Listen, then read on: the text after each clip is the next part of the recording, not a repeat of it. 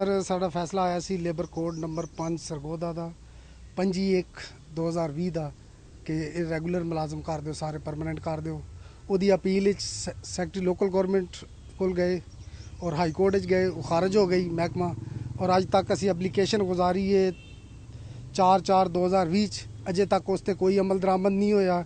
CO साहब ने application Ejaz गौर को पहुँचा के रख दी है, उस पर कोई अमल दरामद नहीं होया। एजाज गौर साहब भी उस पर कुछ नहीं कर रहे क्योंकि जो सरकारी वकील को फीस नहीं देंगे तो उन्हें की करना है।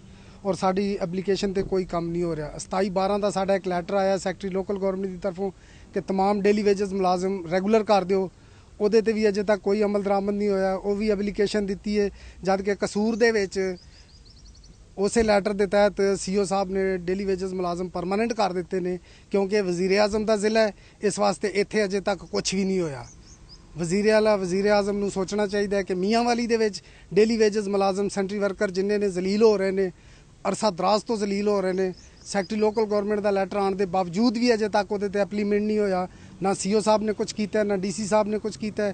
असी हुण भी वकफ की सूरत DC साहब को आए हैं, कोई इस कि साढ़े ते कोई मेहरबानी की जाए, साढ़े लैटर ते अमल दरामद किया जाए। जो सैकटरी लोकल गवर्नमेंट का लैटर और साड़ी एप्लीकेशन के नाल लफ है उस पर अमल दरामद किया जाए ताकि सानू रेगूलर किया जाए। असा बार बार DCO साहब के हर बंदे दे पेश होए, हर अफसरान दे पेश होए, साड़ी किसी नहीं सुनी सुनाई।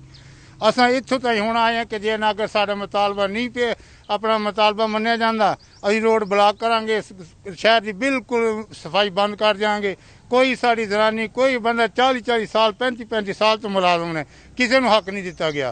असीं रोलने पे बर्बाद हो रहे, ना तनख्वाह सन टाइम पर मिलती है, ना सन जो है ना अपना ड्यूटियाँ कोई यार दिल कर काट देने, दिल कर रख लेंदे ने, कोई पुछ गिछ को नहीं की। 40-40 साल तो जलील हो रहे, किहड़े पासे जाइए। असीं बिल्कुल रोड ब्लॉक करांगे। ਸਾਡੇ ਤੋਂ ਬਾਅਦ ਜਿਹੜੇ ਲੱਗੇ ਨੇ ਉਹ ਪੱਕੇ ਹੋ ਗਏ ਨੇ। ਸਾਨੂੰ 20-20 ਸਾਲ ਹੋ ਗਏ ਨੇ ਕੰਮ ਕਰਦਿਆਂ, ਅੱਜ ਤੱਕ ਸਾਨੂੰ ਇਹਨਾਂ ਨੇ ਪੱਕਾ ਨਹੀਂ ਦਿੱਤਾ, ਨਾ ਸਾਨੂੰ ਹੱਕ ਦੇ ਰਹੇ ਨੇ।